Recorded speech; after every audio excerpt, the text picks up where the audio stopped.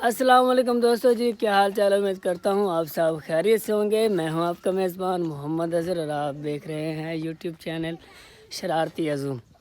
तो पिछली वीडियो में भाई ने जो गाना गाया था वो कसम से वायरल हो गया।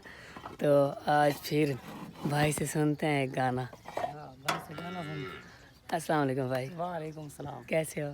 ठीक अल्लाह दे ठीक करम। हो? तुसी सुनाओ। पिछले वाला गाना ना बहुत पसंद किया लोगों ने, इस बार फिर आज सुनाओ ना गाना कोई अच्छा सा। दौड़ा सुनाइए ये गाना। नहीं, गाना सुनाया,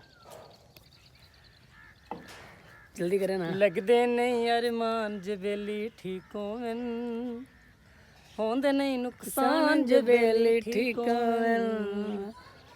लोड़ निरांदी कई वल बिल्कुल रंजगी दी, लगदे हो मिन कोल तचासे जिंदगी दी।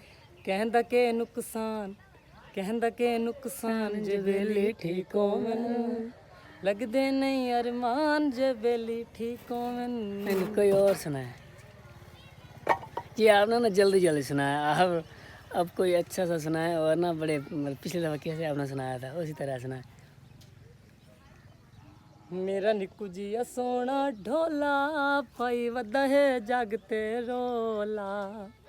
बत्ती लाइए जीपा नू आदों में रल वसिए, होया गलाइए शरीका नू। फैर तू फैर होवे जिथे मेरा निक्कू वसदा है, उस पासे दी खैर होवे। लाए लोहे दे तंदूरा सू कुछ दे गुजरन दे, तैनू याद जरूर आसूं।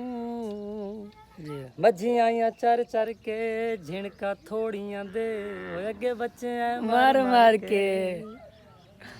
जी अच्छा जी, भाई वैसे बहुत थके हुए थे, आज उनका मूड नहीं था, वैसे ज़बरदस्ती इन्होंने सुना दिया है मुझे।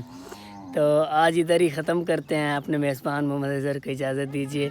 अल्लाह हाफिज़। मिलते हैं एक नई वीडियो में। अगर चैनल सब्सक्राइब नहीं किया तो सब्सक्राइब कर लें। वीडियो अच्छी लगी हो तो लाइक कर दें। अल्लाह हाफिज़। पाकिस्तान जिंदाबाद।